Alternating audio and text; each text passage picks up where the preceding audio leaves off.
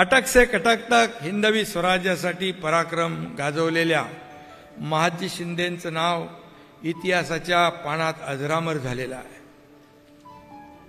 स्वाभिमानाने पेटून कसं उठायचं ते छत्रपती शिवाजी महाराजांनी आपल्याला शिकवलं। प्रचंड मोठ्या पराभवानंतर सुद्धा राखेतून अंगार कसा फुलवायचा ते महादजी शिंदे यांच्यासारख्या थोर सेनानीने आपल्याला शिकवलेलं आहे। खरोखरच महाराष्ट्राच्या इतिहासामध्ये अशी काही नररत्न होऊन गेली ज्यामुळे आज आपण मराठी आहोत असं अभिमानाने म्हणू शकतो।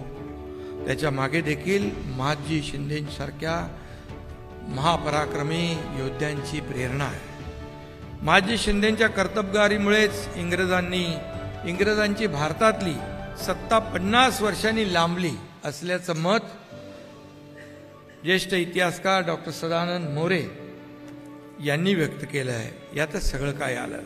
महादजी शिंदे नसते तर 50 वर्ष आधी इंग्रज आपल्याकडे आले असते आणि आपल्याला इंग्रजांची गुलामगिरी पत्करावी लागली असती। म्हणजे 150 वर्ष नाही 200 वर्ष आपल्याला त्यांची गुलामी पत्करावी लागली असती।